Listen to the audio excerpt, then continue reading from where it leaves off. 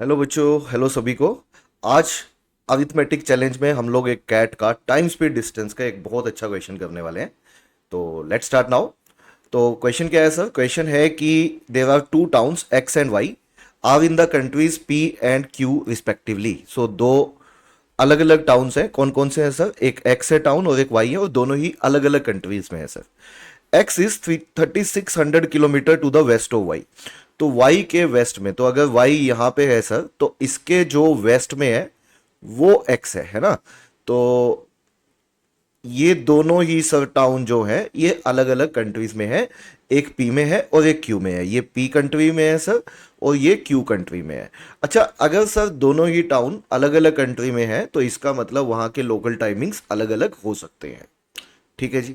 दोनों टाउन्स के बीच का जो डिस्टेंस है सर वो 3600 किलोमीटर है। ठीक है। और an airline operates non stop flights between X and Y. तो बिना रुके कुछ फ्लाइट चलती हैं, नॉन स्टॉप फ्लाइट चलती हैं एक्स और वाई के बीच में। Now it schedule is tabulated below the given time is the local time on the same day. मतलब विद इन वन डे की ही बात हुई है, विद इन 24 आवर्स की जो भी बात हुई है, विद इन 24 आवर्स में बात हुई है। अब यहां पे सबसे इंपॉर्टेंट इस क्वेश्चन में समझने वाला ये है कि यहां से डिपार्चर हुआ वाई टाउन से सर। वाई टाउन से एयरलाइन जाती है, 4 बजे जाती है, ठीक है, शाम के। लेकिन ये 4 बजे कौन सा टाइम है सर? ये लोकल टाइम है। कौन से टाउन का? टाउन वाई का। और ये एक्स टाउन पे पहुंचती है जो कि एक डिफरेंट कंट्री में है। कितने बजे पहुंचती है? 7:30 बजे। बट ये 7:30 बजे का टाइम जो है सर, ये एक्स कंट्री का, एक्स टाउन का लोकल टाइम है। ठीक है। इसका मतलब ये 4 बजे और ये 7:30 बजे दोनों ही एक ही क्लॉक के टाइमिंग्स नहीं है। ये 4 बजे वाला टाइम उस क्लॉक का टाइम है सर जो वाई टाउन में है, और ये 7:30 का टाइम उसमें है जो एक्स टाउन में है।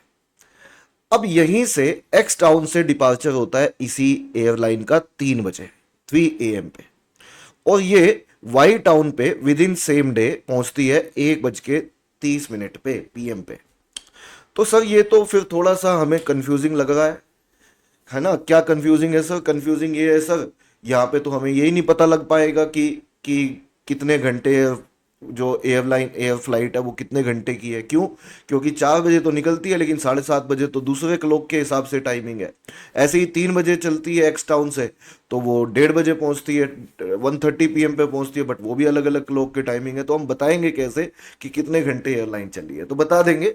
तो देखिए, यही तो इस क्वेश्चन की खूबसूरती है बच्चों। तो लेट्स सी नाउ। तो इसके अलावा क्या क्या दिया हुआ है एक बार और पढ़ दूं मैं, उसके बाद क्वेश्चन को करते हैं। कहता है the plane cruise at the same speed in both directions.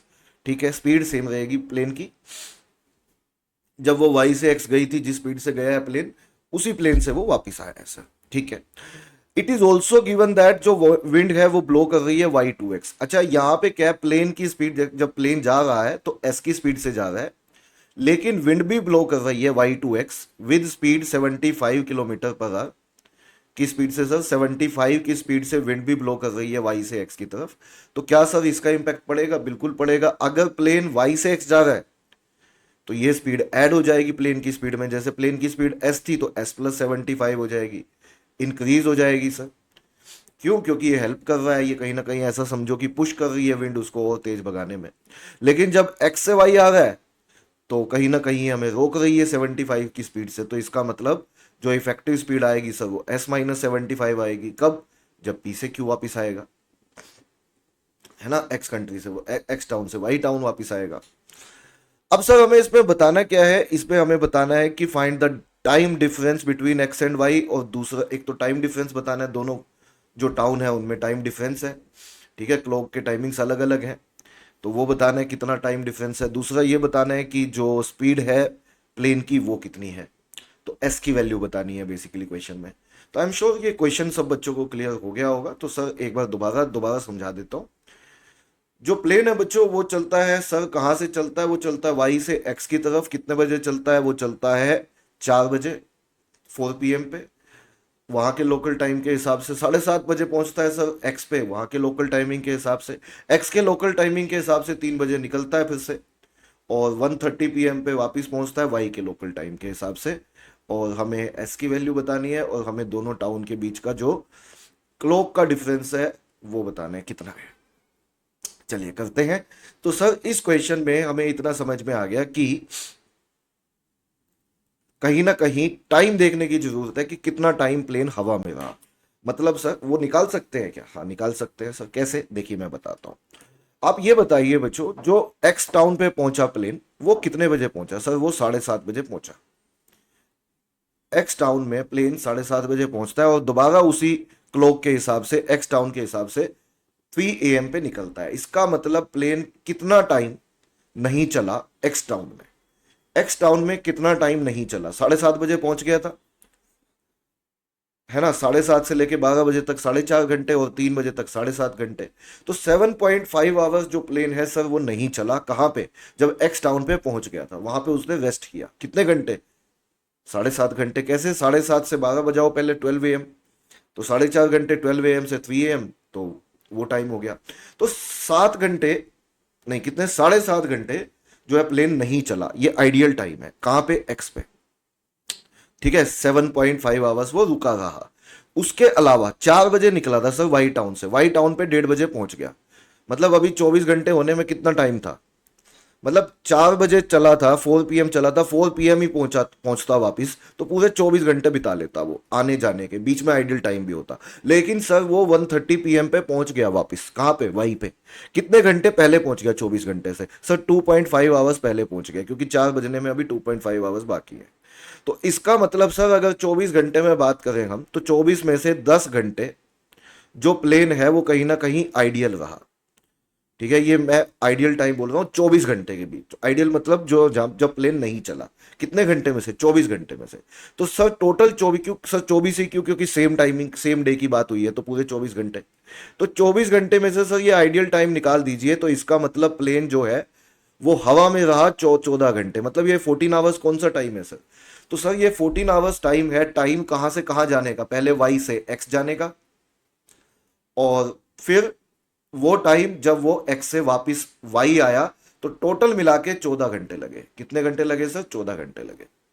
देखो पहले वाई से एक्स गया होगा सर, ये 14 आवर्स कैसे आया? क्योंकि 24 आवर्स में से 10 घंटे तो प्लेन चला ही नहीं है सर।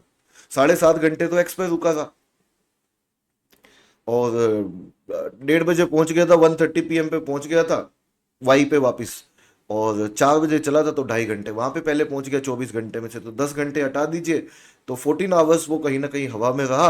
हवा में मतलब आने का और जाने का ये टाइम है। टाइम क्या होता है sir? Time is equal to distance upon speed होता है सर।